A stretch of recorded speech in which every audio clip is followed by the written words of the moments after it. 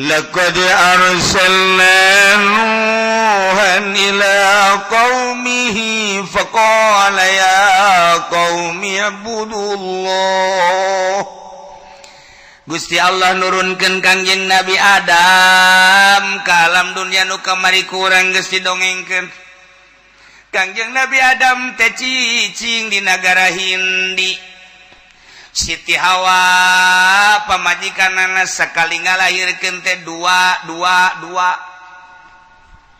Aya kembaran-kembaran abeh tereh loba di alam dunia ieu manusia. Terus anak baranakan dikawin-kawinkeun deui anak Kangjeng Nabi Adam kembaran nu ieu dikawinkeun ka kembaran nu ieu. Tuluy anakan deui ke kembaran deui dua. Jadi di zaman Kangjeng Nabi Adam geus loba lantaran hirup teh 1000 tahun. Watuh jelema teh loba di zaman Kangjeng Nabi Adam teh ngan encan saloba wari. Ngan geus rada lobana mah 22 sakali ngalahirkeun. Di antara turunan Kangjeng Nabi Adam teh aya nu ngaran Nabi Uknuh teh nyaeta Kangjeng Nabi Idris alaihi salam. Kulantaran Kangjeng Nabi Idris mah teu lila di dunyana diangkat ku Gusti Allah ka langit ka 4 kuariga aya di ditu. Anu ngalalakon manehanana hayang kapanggih jeung malaikat maut. Kangjeng Nabi Idris kos kumaha teh malaikat maut aing hayang silaturahmi. Bebeja ka Gusti Allah, Gusti coba datangkeun malakal maut ka dieu hayang wau. Teu kira-kira wau teh jeung nu kitu. Lalagaan atau jelema moal pohara jasa datang Waalaikumsalam saya abdi malakal maut dia dongeng singkat nake panjang na dihareup malakal maut alhamdulillah aya naon kula diutus ku Gusti tidak datang ka dieu hayang nyaho paeh kos kumaha malakal maut sok jadi paulah pakai lalagaan maut mah ulah pakai lalagaan teh nyeri aya nyaho nyerina coba kos kumaha nyaho me aya nyaho nyerina me kos kumaha ih ulah sok pakai lalagaan teh teu meunang bedakeun ka Gusti Allah nyobaan kitu aing nu ngaran Idris ambo teu kira-kira aja bebeja malakal maut DP ka Gusti cobakeun ayo cobakeun cabut kebal diasupkeun deui hudang kumaha itu sabulu-bulu nyeri jas aduh bawa tanding nama geus nyerina sabulu-bulu nyeri lain lalagaan embung aing nyobaan deui embung jaget ada tah mah aduh aing paeh geus segana aing neuleuh neraka ye atuh pada aja supaya makan neraka neuleuh heula bejakeun ka Gusti Allah aing ka neraka kitu ye ka neraka mah kan kudu paeh heula pan geus tadi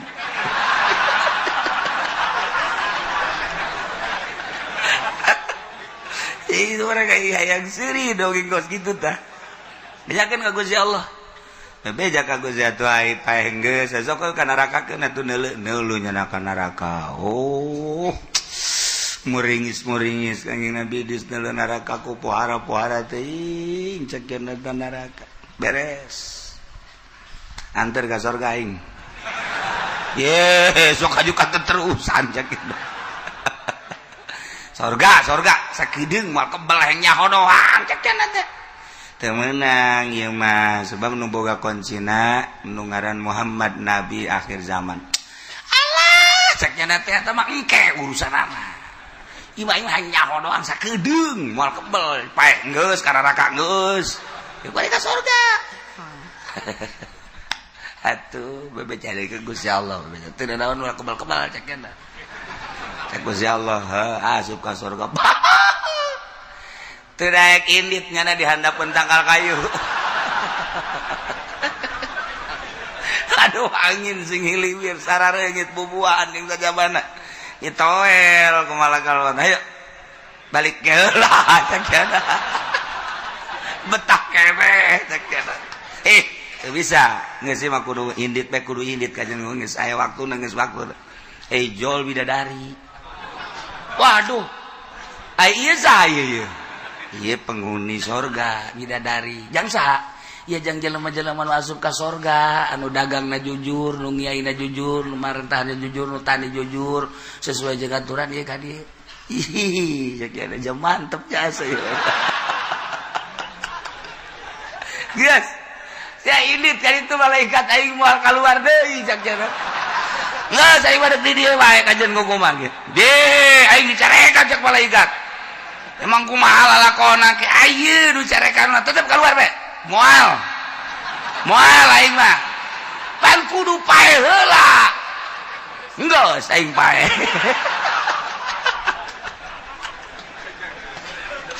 Ceritakan mah tetep cak Gusti Allah keluar jana. Aduh dengan berat hati cek jana ieu. Lebih dari pohara amat si budak beuh kutilan cedan.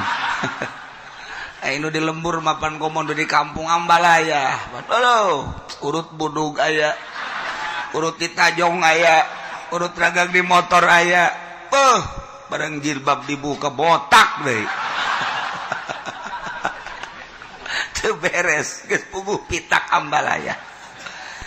Aduh tetep pengen bedes keluar barang geus aya meureun keluar malaikat hampura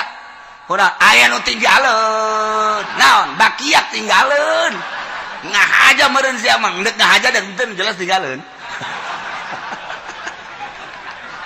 nyana ninggalkeun bakiak kayak balik deui ka ditu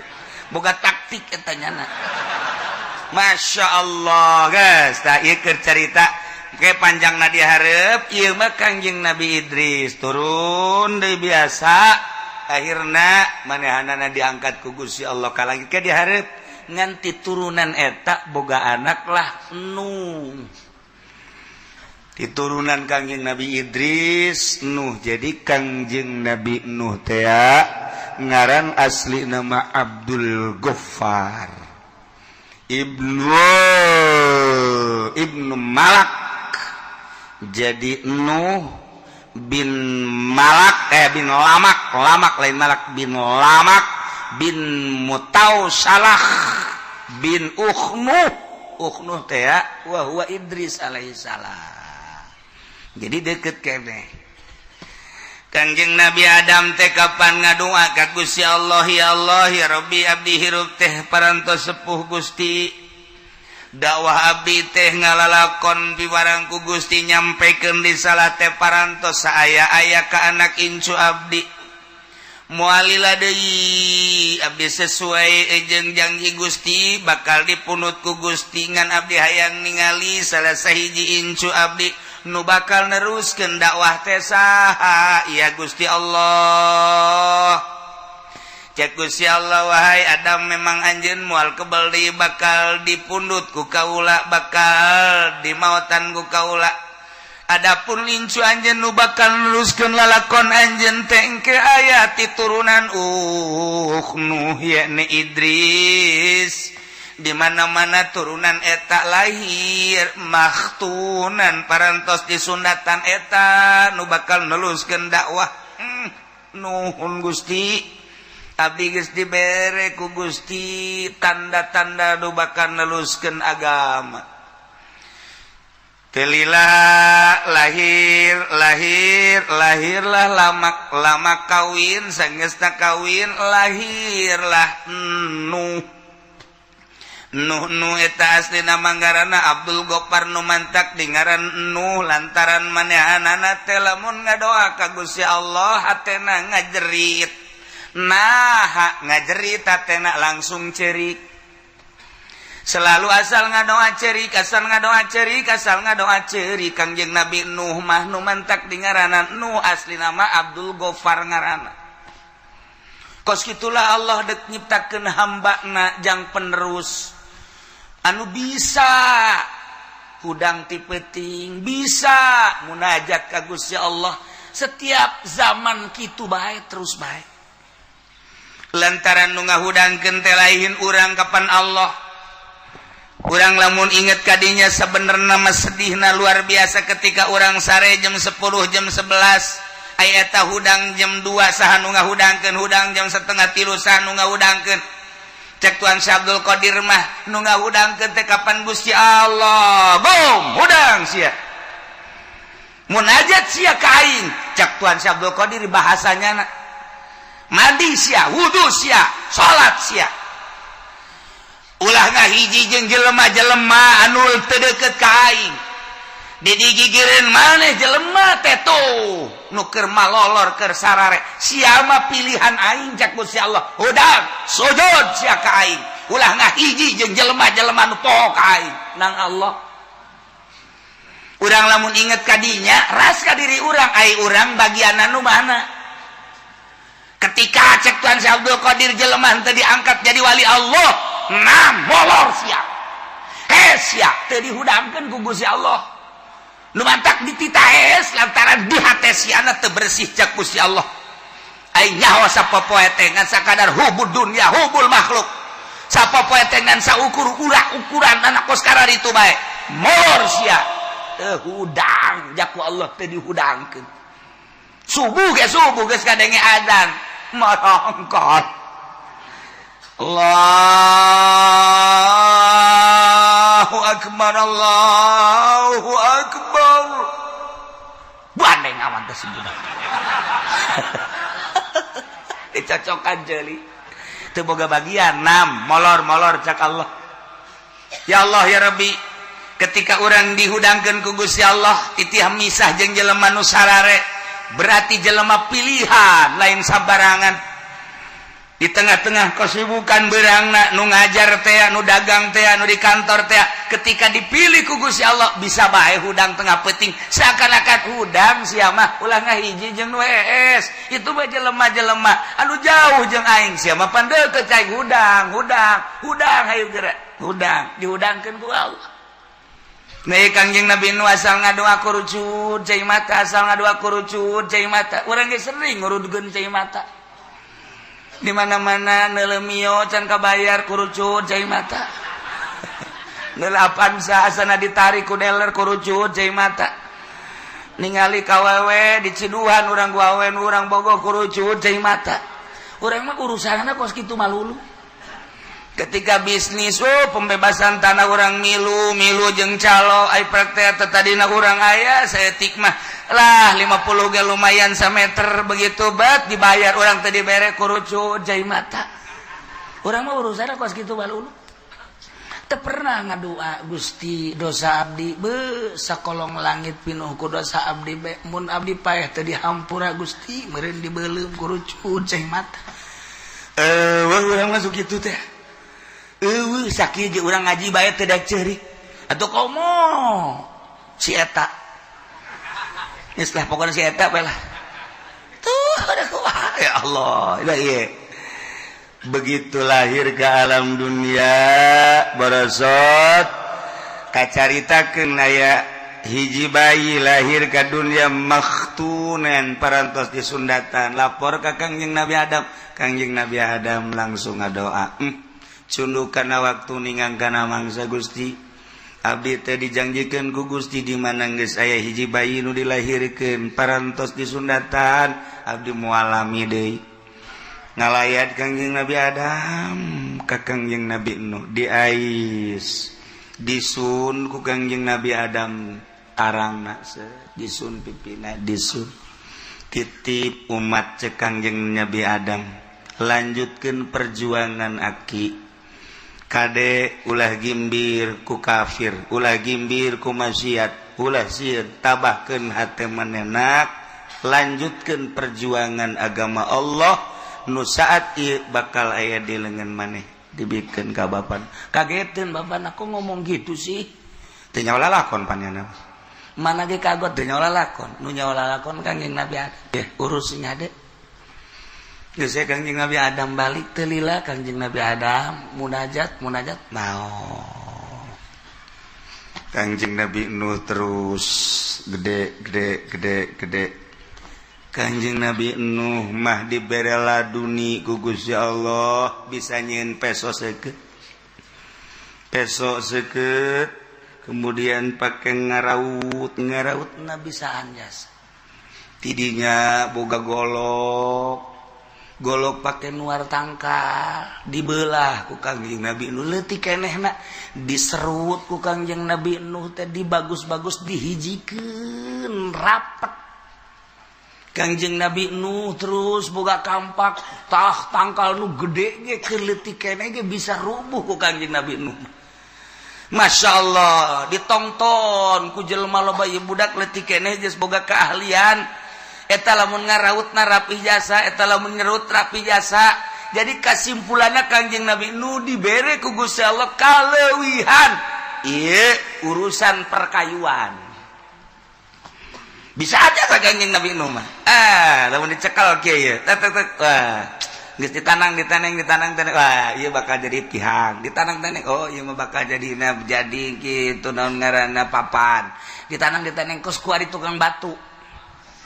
ditanang oh ieu kutilna dipikeun bisa ya sagala kutil batu gaya kutilan ieu kurapna dipikeun sakena ya bisa ngoeng bener jadi bagus eta kuari tukang batu eta wah kuari teh batu geus puguh nu di Sulawesi di Kalimantan di Garut di bagus batu bangkong we kunyana di kitu-kitu geus teu meunang magi batu kuari main sewot-sewot bae geus pokona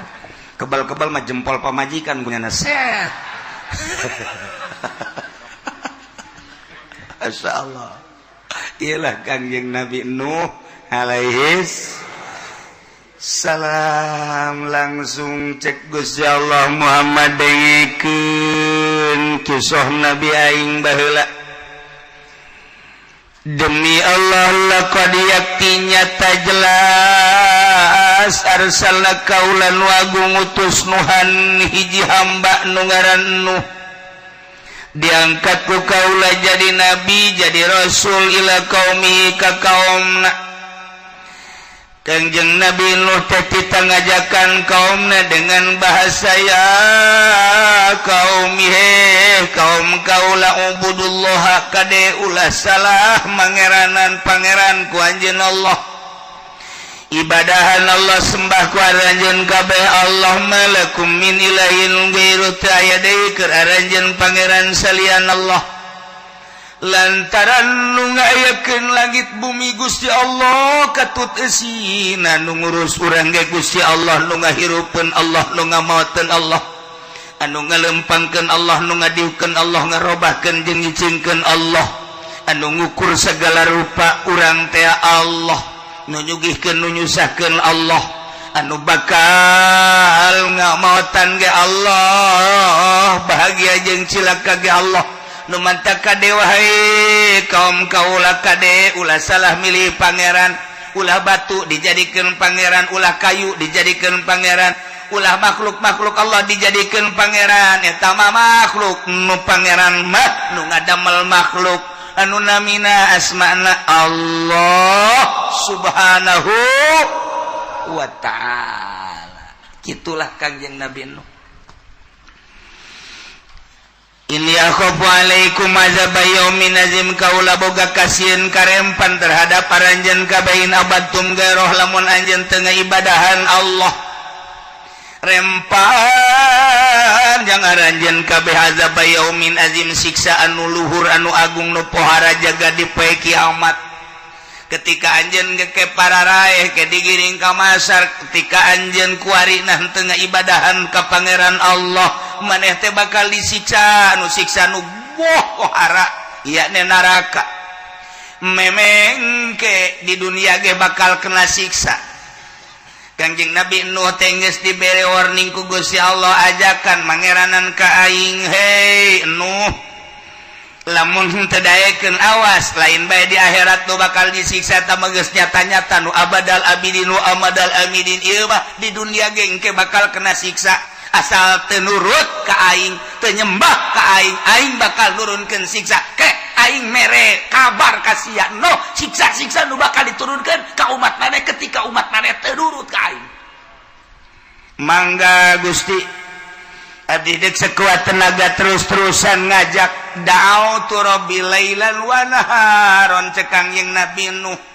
abdi teh terus-terusan Gusti dakwah ngajakan umat peting berang peting geus berangkat kadang-kadang memeh magrib karangkas bitung tirangkas bitung langsung ke Pandeglang. Alhamdulillah 2 panggung mundel hasilna tama dakwah boloon. Jauh dakwah teh ka Cianjur ka Sukabumi horeng bebenangan mah maningan kena di Tangerang tolol maknya dakwah sih karena bebenangan. Nah iya dakwah nu bahaya nu kos kadari itu mantak dakwah ti Bandung ka Tangerang, ti Tangerang ka Bandung, ti Surabaya ka Jakarta, ti Jakarta ka Surabaya, hasilna nihil lantaran lain dakwah nu kos kitu mah usaha melalui dakwah hancur mina.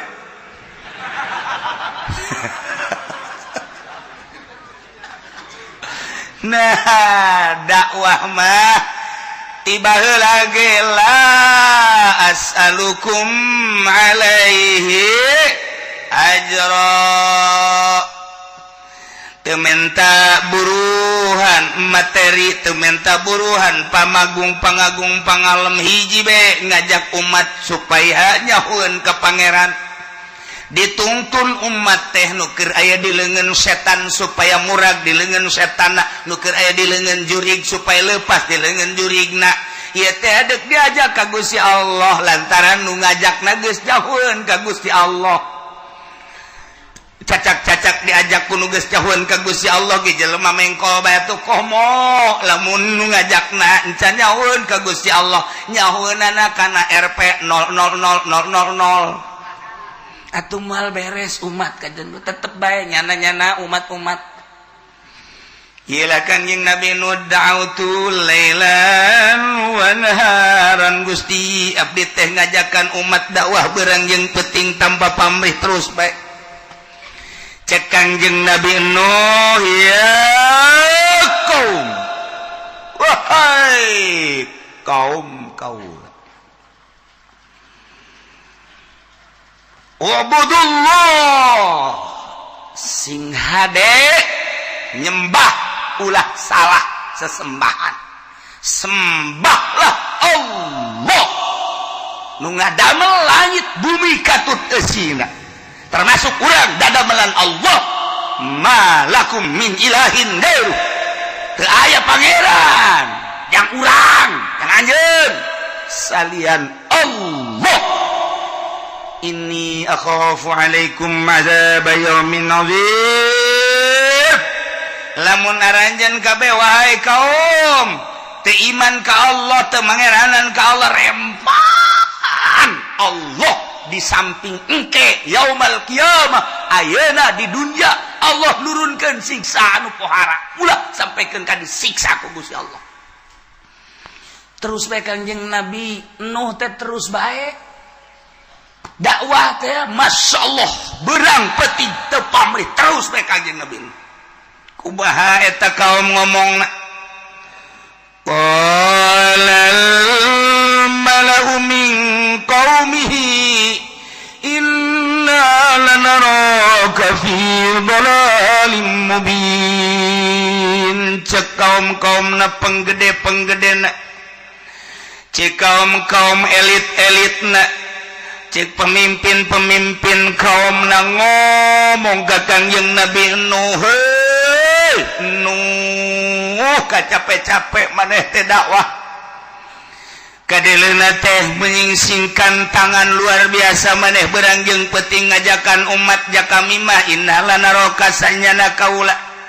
kami neuleuh anjeun teh yakin ka anjeun teh fi dhalalim mubin sasar anu nyata anjeun mah jelema sasar kunaon ngajakan pangeran teu kadeuleu anjeun mah no jelema edan lantaran mangeranan kanu pangeran teu kadeuleu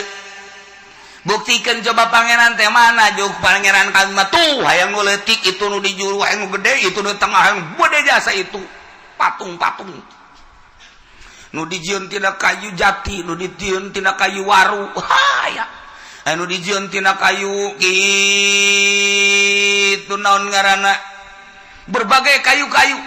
anu seungit nu aya numpuk patung-patung teh ambualayah loba nu dina batu dan lain sebagai tuh itu pangeran urang dek lempangana yang mau pangeran nu leutik bisa diasupkeun ka kantong cak Kangjeng Nabi nu ku blon-blon teh pangeran mah ge ngatur lain pangeran diasupkeun ka kantong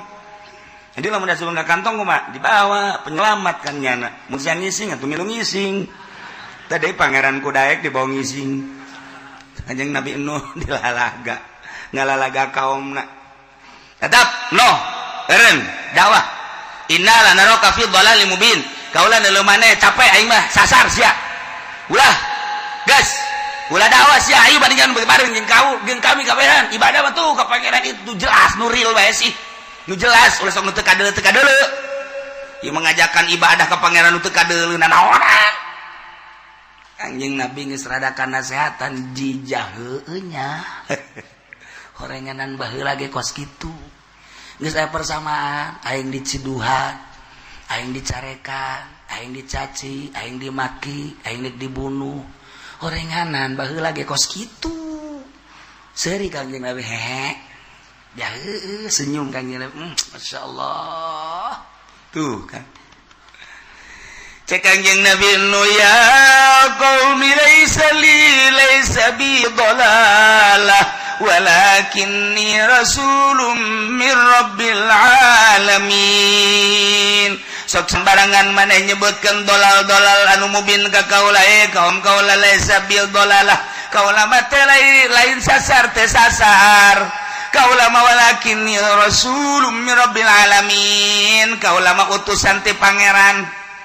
kaula teh utusan pangeran utusan Allah rasul kunaon nyasar-nyasar ka kaula ngablon-blon ka kaula ngaedan-edan ka kaula kaula mah rasulun min rabbil alamin ya dengekeun uballigukum risalati rabbi wa ansahu lakum wa a'lamu minallahi ma la ta'lamun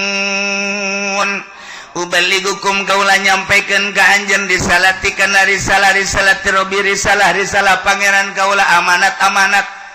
cak Gusti Allah ieu lakukeun sing nurut ieu larang sing jauhan seluruh perintah disampaikan risalah seluruh larangan disampaikan supaya udah dilaksanakeun ieu kaula nyampaikeun risalah pangeran ka anjeun kabeh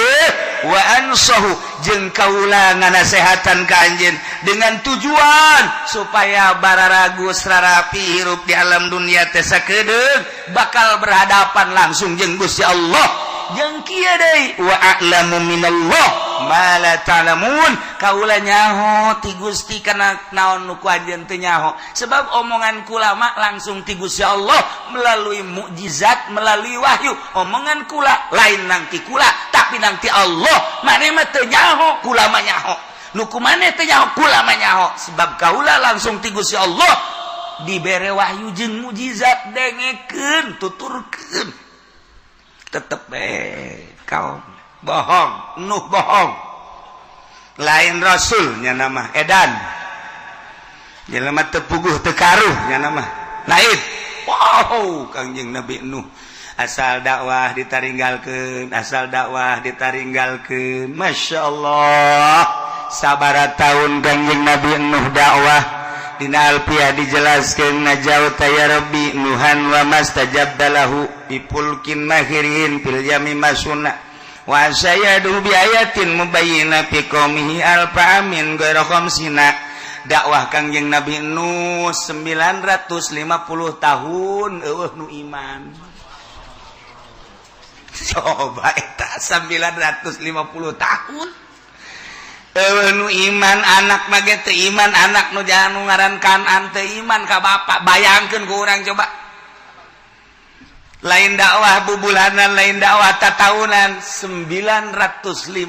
tahun ngaprak Kangjeng Nabi Nuh di India langsung Kangjeng Nabi Nuh ke Pakistan di Pakistan ngaprak Kangjeng Nabi Nuh terus ka dieu ka Mesir ke Mesir terus ke Yordan terus ke Irak terus ke Iran Kangjeng Nabi Nuh teh ratusan tahun dakwah sementara manusia kakarak aya di jazirah eta bae India Mesir Pakistan Yordan negara-negara tertua Amerika can aya ditama Inggris can aya Jerman can aya benua Amerika can aya dina ayana ge kakara kecel can aya penghuni nu aya penghuni pertama mah eta bae timur tengah Irak Iran terus ka Maroko kalau begitu terus ka Mekah ka Madinah di mana Kangjeng Nabi Adam waktu dirunkeun di India titah kitu neangan Siti Hawa kapanggihna di Arafah kemudian tidinya langsung ke Mekah Baitullah teh kakarak ge batu doang segede peureuh parita kita toab Kangjeng Nabi Adam didinya kakarak batu doang tidinya berangkat Kangjeng Nabi Adam terus ke Syria Sam itu doang eta mah benua Amerika eta mah benua Eropa eta mah benua Australia haha eta mah can aya dina ayana eta dunia teh can aya penghuni heuh komo bojong geus eueuh nanaonan sepi di bojongna sieun orai malulu di dieu. Naon ieu teh gua bro Indonesia segala Lampung segala can eta manusia teh kakarak saceplok di dinya doang. Ya Allah, lamun urang ningali di Yordania aya Petra ge bakal diceritakeun di ayat anu sejen. Urang neuleuh peninggalan-peninggalan zaman Kangjeng Nabi Shalih alaihi salam. Masyaallah. Nu kuari masih aya keneh walaupun geus rada dirusak sebagian-sebagian gunungna tapi kan nyata aya. Nah, ieu di ditu orang manusia teh nu mantak urang tetep bae neuleuh ka urang ditu. Majuna negara ti ditu mundurna negara ti ditu peperangan ti ditu dan lain sebagainya ti ditu. Ulah kaget lamun urang neuleuh Irak peperangan nya nama teu aneh urang Irak menyaritakeun perang nya maca sejarah negara tertua di dunia adalah Baghdad adalah Irak geus sabarak ratus kali perang ti baheula teu aneh lamun urang nyaritakeun bangsa Indonesia perang kakarak sakali untuk meraih kemerdekaan tahun 45 berhasil proklamator Bung Karno jeung Bung Hatta urang mah sejarah teh eta belah ditu lapisan raja-raja leutik anu peperangan antara kerajaan jeung kerajaan di Banten aya sabaraha kerajaan kemudian di Cirebon aya sabaraha kerajaan kemudian Jawa Tengah Jawa Timur aya sabaraha kerajaan dicatatlah naon kitu di sejarah Majapahit Pajajaran dan lain-lain sebagainya hanya kerajaan-kerajaan kitu bae belah dieu tah mah tuh lalakon nu baheula mah di ditu